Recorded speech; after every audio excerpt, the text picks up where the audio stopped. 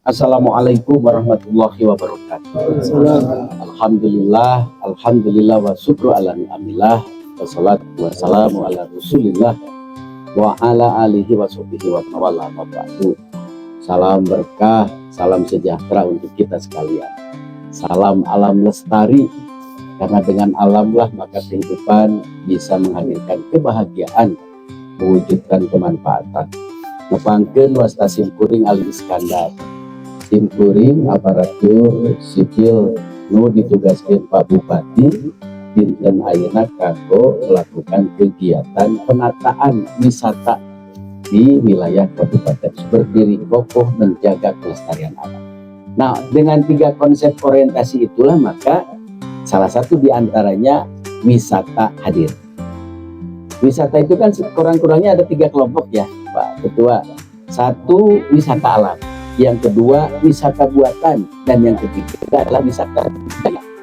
Itu yang kemudian menjadi something to see, something to do, something to learn, begitu.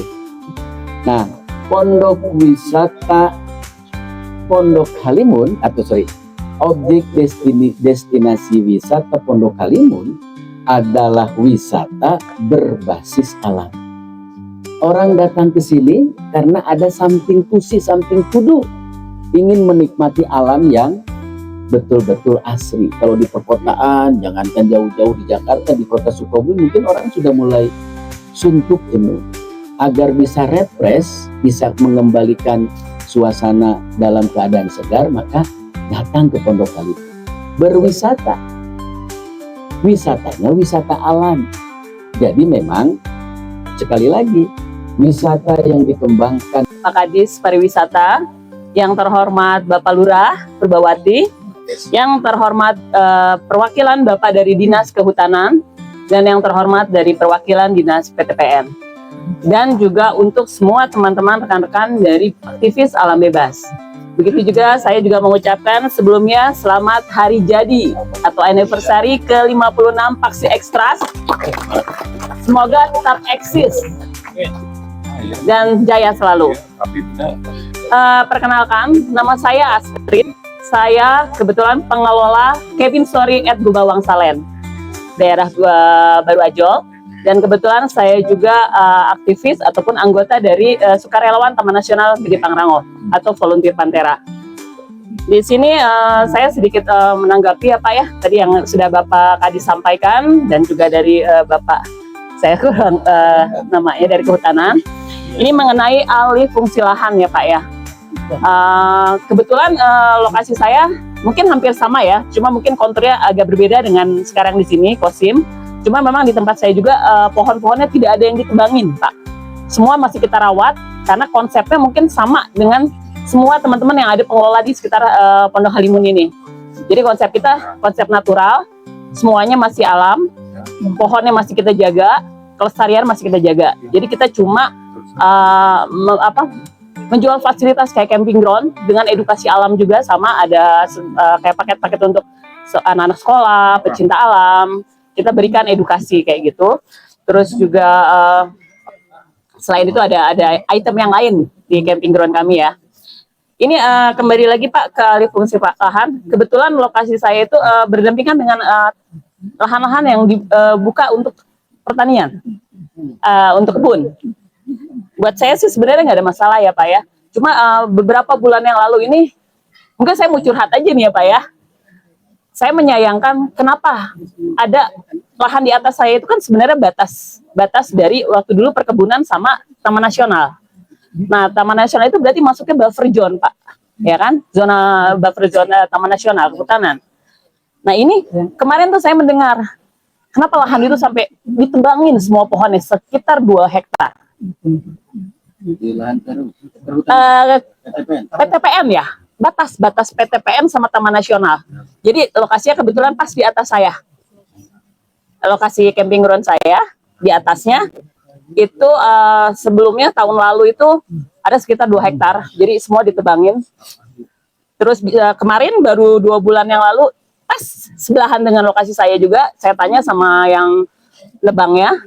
Mereka bilang katanya ini untuk nggak tahu buat saung atau buat apa, sekitar 250 papan. Jadi kebayang itu setiap hari. Tegakannya apa? Ya Pak, Sebelumnya tegakannya pohonnya pohon oaks, silver oak. oh, Ya berarti masuknya PTPN ya, ya kayaknya yang, ya. Ya sebenarnya sih karena bukannya gimana ya, mungkin karena saya juga memang konsepnya di alam, saya juga aktivis alam bebas, saya cuma menyayangkan gitu. Kenapa dari pihak kehutanan ataupun dari pihak PTPN, terus juga pihak mungkin dari desa, kenapa tidak ada yang melarang gitu, atau memberikan masukan mana yang harus ditebang dan tebang pilih lah kalau kata saya. Ini udah ditebang rata semua. Akhirnya yang terjadi pada saat hujan besar itu air itu langsung jadi banjir ke jalan. Dan itu tuh belum dibikin drainasenya sama sekali belum ada. Jadi air itu mengalir sampai ke bawah, sampai ke Damar 3 itu dari atas tuh Baru Ajol, kan saya kebetulan posisi Baru Ajol. Jadi itu di bawah itu air tuh benar-benar besar kalau hujan besar. Gak ada lagi drainase, resapannya udah nggak ada.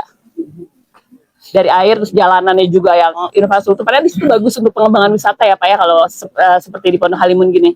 Tapi memang belum tersentuh kayak di sana.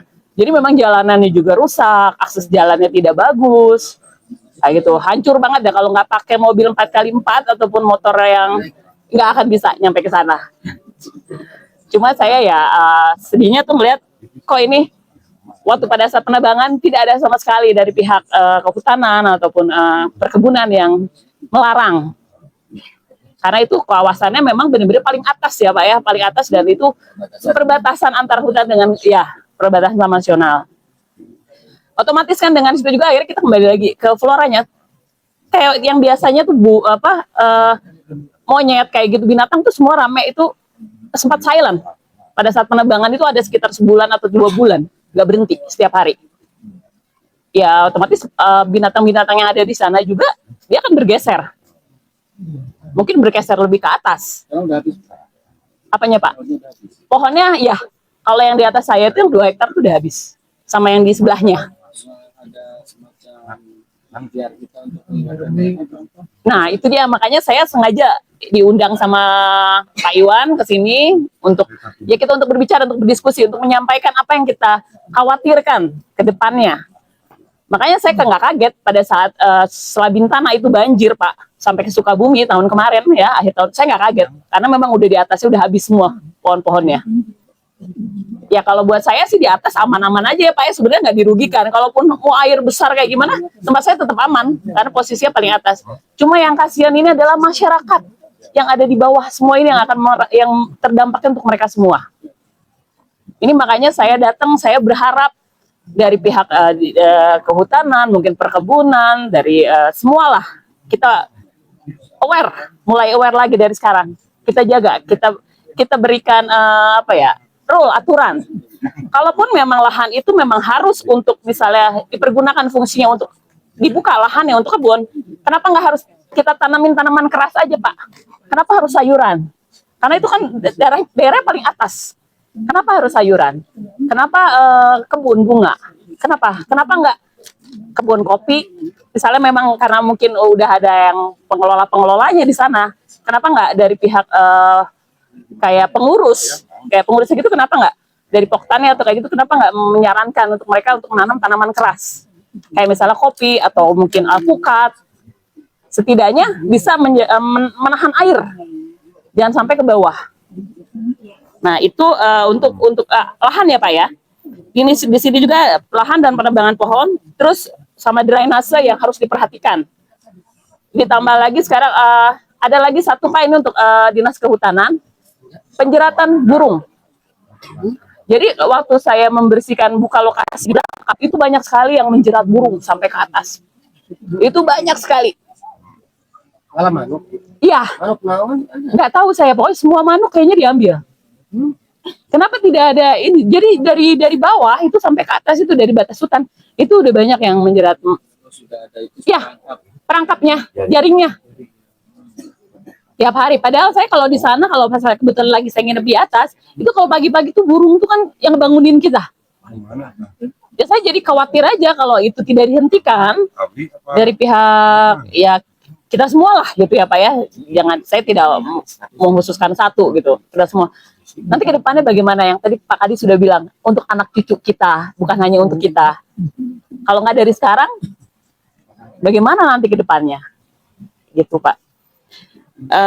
Terus nggak tahu ya, kalau di sini mungkin nggak, dari TNGP tidak ada yang hadir ya. Taman Nasional nggak ada ya? Oh belum ya? Iya. Ya mungkin kalau Taman Nasional mungkin sedikit sih, dari air terjun itu mungkin harus fasilitasnya diperbaikin kayak gitu. Nanti, oh ya nanti disampaikan. Soalnya setiap pengunjung yang turun dari atas di air terjun tuh suka lari-lari ke tempat saya ikut pipis. Sampai saya tanya kenapa? Gak ada MCK di atas, tapi retribusinya diambilin. Kayak gitu. Sebenarnya kalau saya berharap banget ada Taman Nasional juga yang hadir di sini perwakilan. Tapi ya segitu aja kayaknya Pak ya. Mungkin sama aja sih kalau untuk pengembangan, untuk portal dan sebagainya, aturannya sama dengan Kang Eyang yang udah disampaikan. Assalamualaikum warahmatullahi wabarakatuh. Nama saya Engyanto dari dan pada kesempatan ini saya pertama memberikan apresiasi buat sahabat-sahabat penggiat, terutama kepada Pak Sektras dan selamat ulang tahun, di mana masih konsisten untuk memperhatikan Sukabumi Utara menjadi basic di dalam upaya pelestarian. Dan kepada Pak Guyuban pengelola juga Kang Iwan, terima kasih. Mudah-mudahan acara ini akan terus berlanjut dan bukan hanya seperti ini Pak nantinya. Saya tertarik tadi Pak menyikapi dengan dua hal tentang pengembangan pariwisata berbasis konservasi dan terikatannya dengan ekonomi. Ini dua mata pedang yang harus kita sikapi bersama, bahwa pengembangan pariwisata itu menjadikan hak mutlak di samping dengan pendekatan ekonomi baik pemerintah dengan pendapatan daerah ataupun para pelaku jasa lainnya, karena sistemik pariwisata ini. Yang saya sikapi tentang pengembangan Pondok Halimun ini bukan di era sekarang, mungkin dari era senior saya Kang Maman juga. Pondok Halimun dulu dikunjungi paling 30 orang paling ramai, sekarang ini bisa mencapai ke ribuan. Tentu proses perubahan alam akan terjadi di sini. Nah, perubahan alam yang terjadi ini adalah satu bentuk risiko dari sebuah pengembangan ekowisata, ecological tourism. Jadi kalau misalkan ekologinya kita harus terjaga, ekosistemnya juga harus terjaga, dan wisata itu harus jalan. Karena sebuah destinasi adalah, hukumnya kan bukan yang menyatakan kita ini jadi destinasinya. Adanya demand tinggi dari masyarakat yang datang ke sini sebagai wisatawan dan stakeholder lain yang sebagai pengelola. Nah, kebetulan di Pondok Halimun sekarang sudah ada forum pengelola Pondok Halimun. Menurut saya sebuah mercusuar yang sangat positif Pak. Hanya tinggal bagaimana kita memanfaatkan, membuat sistem kolaborasi antar forum ini dengan stakeholder yang lain. Contohnya, saya menyikapi bahwa pengembangan pariwisata Pondok Halimun dengan berbasis edukasi itu sangat penting, Pak. Tidak semua wisatawan yang datang ke sini yang masuk lewat portal Dispar di Perbawati ke sini itu tahu bahwa ada apa dan harus bagaimana perilaku wisatawan yang di sini. Nah, ini tentu kita harus bersepakat mengedukasi mereka dengan sebuah informasi yang membangun, Pak. Contoh, dengan bayar itu bukan berarti perilaku wisatawan semau gue, Pak. Tiap tahun kita dengan teman-teman penggiat semua sih karungan terus gitu. Ini kan hanya mercusuar jadi 1 tahun. Maksud saya ini pukulan buat mereka. Mari kita sama-sama membuatkan strategi kampanye bagaimana wisata ke Pondok Halimun itu, satu, dengan tidak melemparkan sampah. Kedua, pengelolaan di dalam ekologinya. Setiap pengembang itu punya ada kesepakatan. Nah, kebetulan forum tadi kan menyikapi bahwa ini wisata berbasis budaya. Munculkan saja budayanya. Itu juga memberikan peluang buat masyarakat dari kajian ekonomi. Di samping UMKM tadi, pedagang semua di sini ramai. Itu sudah masuk sesuai dengan diaturan di pengembangan ekowisata kalau menurut saya. Hanya tinggal sekarang bagaimana membinanya, Pak, secara kontinu. Apakah dari pihak institusi pemerintah daerah, pemerintah desa, atau siapa? Karena mereka mungkin nggak bisa jalan sendiri-sendiri. Walau bagaimanapun kita akan berlindung kepada pemerintah, Pak. Mohon maaf, mungkin apakah Pak Kadis bikin tim pokja yang bekerja sama dengan tim pengelola ini membuatkan sebuah regulasi nantinya, dan itu baku. Setiap ada pengembang baru mengikuti aturan yang sudah berjalan. Yang kami soroti di sini adalah satu, wisatawan lebih dominan di era sekarang ini masuk main di sungai. Main di sungai, perilaku yang harus kita berikan kepada mereka edukasi, sungai bukan tempat sampah. Dan yang paling miris kan nggak mungkin wisatawan bawa karung, bawa kasur sampai lempar ke sungai. Ini kan perilaku. Nah, perilaku ini kan bisa kita terapi dengan sebuah edukasi. Jadi saya lebih cenderung Pondok Kalimun menjadi kawasan wisata berbasis konservasi. Ketika berbicara konservasi, kita berbicara kelanjutan, berbicara tentang hayat banyak. Nah ini yang menurut saya yang harus kita sikapi sekarang. Kita punya kekayaan yang luar biasa, Pak. Cagar biosfer kita ini menunjukkan di bidang megabiodiversity, kekayaan alam yang lengkap di dunia. Tapi tidak semua wisatawan seperti itu. Mungkin nanti diawali dari forum bahwa orang wisata ke sini bisa dengan guide memanfaatkan lokal, masyarakat lokal yang menjadi pemandu di dalam trip-trip wisatanya yang memiliki kemampuan kompetensi di bidang konservasi, Pak. Jadi bukan hanya mereka jalan. Bebas wisata, mau kuda, mau naik apa, naik auto, mau apa, terserah gitu. Tapi yang satu yang harus kita perhatikan adalah dampak negatif yang ditimbulkan. Kan kita di sini menyisir dampak negatif. Yang kita bicarakan kan dampak negatif kan gitu. Tadi Karang Taruna juga bicara masyarakat di bawah, dampak negatif dari wisata ini apa sih? Gitu. Paling kita munculkan satu, resikonya kan. Perubahan pencemaran pH air mulai berubah sekarang. Itu dari data, Pak. Kami melakukan observasi data air. Karena apa? Dari jumlah orang misalkan 500 sungai aja akan masih berpengaruh. Belum lagi tentang renik di sungai ini. Karena sungai Cipelang ini kan sungai Odo tua yang dialirkan langsung dari kawasan atas. Ini. Kedua ada destinasi di Taman Nasional, ada air terjun juga. Kami juga capek gitu lihatnya, Pak. Wisata kan nggak bisa ditolak. Berapa puluh karung setiap minggu di mana? Artian kesadaran masyarakat atau wisatawan ini yang harus tanggung jawab bersama kita buatkan dalam satu sistem, Pak. Bisa saja nanti di portal salah satu contoh. Selain kita memberikan tiket, kita berikan edukasi. Selama dalam kawasan tidak diperkenankan buang sampah misalkan salah satu. Nah, itu signage-nya kan bisa dibuat. Itu kan bentuk terapi, Pak. Gitu. Itu. Kedua, pengembang yang lain, menurut saya Pondok Kalimun kan satu kesatuan. Bukan bagian atas, bukan bagian Pondok Kalimun bicara semua. Secara mikro adalah setiap pengembang baru nanti yang bekerja sama dengan pihak PTPN misalkan, di dalam izin pemberian haknya itu adalah aturan main itu, Pak. Tidak merubah struktur hutan, tanaman-tanaman pokok di dalam satu lerengan misalkan. Boleh mereka, nah ini seperti ini kan, ya mohon maaf, saya kebetulan diadakan di sini, saya apresiasi ini pengelolaan di sini gitu ya. Itu pohon-pohonnya masih ada sebagai penyangga, udaranya masih nyaman, Pak. Tapi kebayang nggak kalau ini mereka tebang semua rata, sudah bukan lagi. Kedua, memberikan contoh. Ini edukasi buat tamu. Kita malu buang sampah di sini, karena hari ini bersih. Nah, harapan saya nanti ada diperkuat pihak forum pengelola ini mungkin diperkuat oleh institusi di daerah, bisa dinas dengan lingkungan dan lain-lain. Itu kan bukan bagian dari Pak Kadis yang bisa menyampaikan. Menurut saya itulah harapan terakhir adalah jadikan Pondok Kalimun sebagai aset buat pertumbuhan ekonomi masyarakat, menjadi destinasi favorit karena semuanya sudah disediakan sama alam. Kita bentuk perilakunya yang berbasis konservasi dan lingkungan. Itu aja dari saya. Terima kasih. Assalamualaikum warahmatullahi wabarakatuh. Kehidupan setelah kita. Dan kebaikan yang hari ini kita rasakan tentu juga harus dirasakan oleh mereka, anak cucu kita.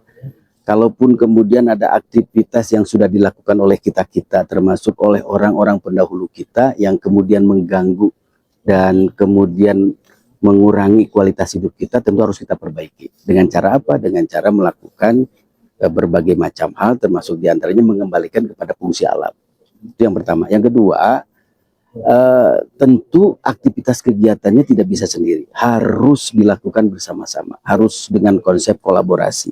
Semua orang punya potensi kekuatan untuk kemudian kita satukan agar kemudian bisa efektif dan bisa produktif. Kalaupun ada beberapa keluarga kita yang punya pandangan lain yang lebih mengedepankan berkaitan dengan ekonomi saja untuk kepentingan sesaat, maka kita bisa mengingatkan mereka untuk sadar bahwa apa yang mereka lakukan bukan hanya merugikan mereka saja, tapi merugikan kita semua, bahkan merugikan masyarakat di dunia. Dan oleh karenanya kita harus bersatu padu. Kadang-kadang kita punya keterbatasan struktural, punya keterbatasan kewenangan, punya keterbatasan kekuasaan. Saya yakin dengan dorongan, dukungan masyarakat luas menggunakan fasilitas media yang hari ini turut membantu memantau monitoring, maka kita akan mendapatkan dukungan masyarakat yang lebih masif, dan halangan apapun insya Allah akan dikalahkan dengan kebaikan-kebaikan yang akan dikeluarkan oleh teman-teman di media tadi. Begitu. Pak, apakah Dinas Pariwisata bisa intervensi kepada PTPN untuk bisa mengembalikan fungsi alam ini, Pak? Hari ini kami sudah membangun kesepakatan bersama bahwa aset yang kita miliki tentu harus kita manfaatkan dengan sebaik-baiknya. Dengan 3 pendekatan ekonomi tentu kita sepakat karena kita butuh makan agar kemudian masyarakat bisa turut sejahtera. Orientasinya menjadikan alam ini menjadi sumber pendapatan, sumber mereka mendapatkan income. Tapi di sisi lain kita pun harus bersepakat kuat bahwa konservasinya harus tetap dijaga, bahwa ekologinya harus kita pertahankan agar tetap bisa memberikan kebaikan dan melangsungkan kehidupan. Dan yang ketiga tentu kita harus jaga apa yang disebut dengan modal sosial.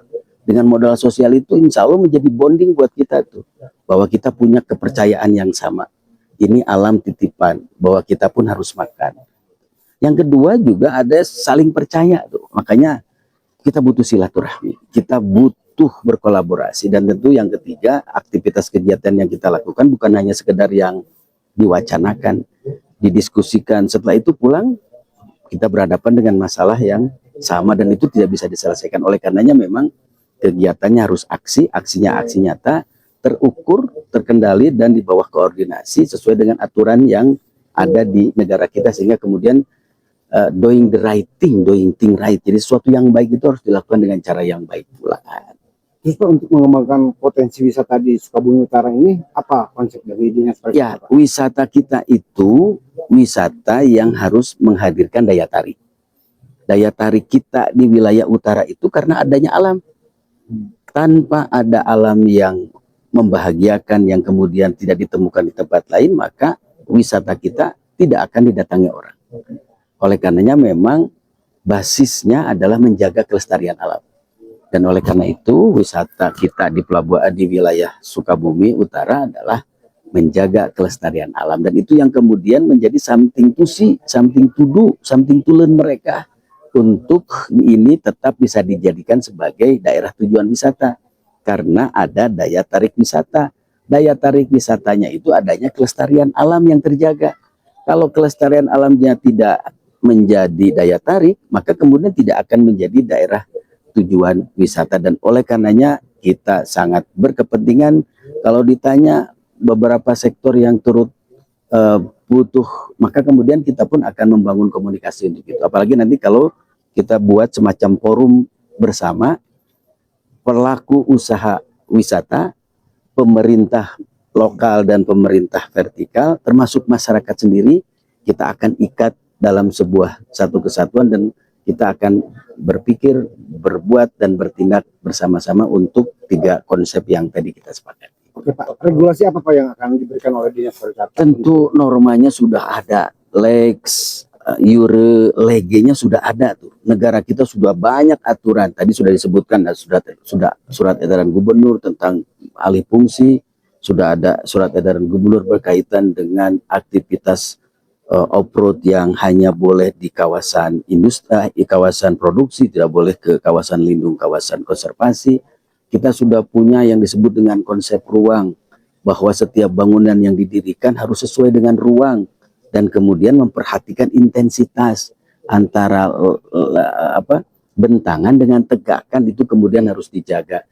Yang paling utama hari ini adalah mengimplementasikan dari aturan yang sudah ada tadi dalam konsep kebersamaan, dan itu kemudian harus diikat dalam sebuah forum yang nanti bisa kita uji, kita edukasi, dan kita bisa tuangkan dalam sebuah aktivitas yang nyata begitu. Pak, infrastruktur ini sudah dibangun. Nah, infrastruktur itu juga menjadi PR buat kita.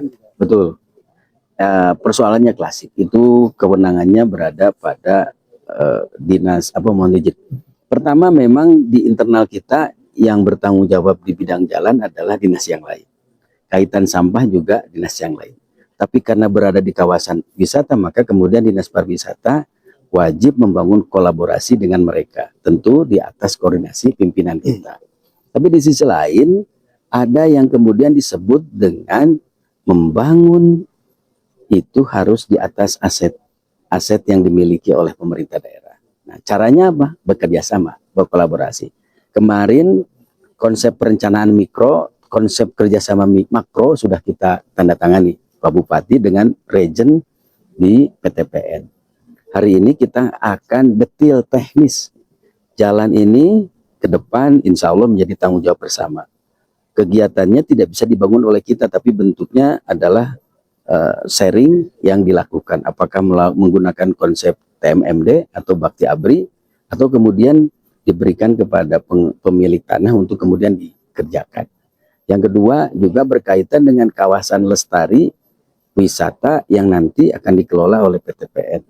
Tentu kita punya aset ini tetap harus dinilai sebagai sebuah revenue untuk daerah punya kemampuan, karena tidak mungkin pemerintah bisa memberikan layanan. Nothing is easy, nothing is free if you want because to successfully. Artinya memang hari ini misalkan ada efisiensi, maka peran pemerintah daerah juga relatif menjadi terbatas tuh. Pak Bupati tidak ada keinginan untuk tidak memperbaiki jalan-jalan yang rusak di Sukabumi. Persoalannya karena keterbatasan anggaran. Oleh karenanya memang harus dioptimalkan pendapatan asli daerah kita.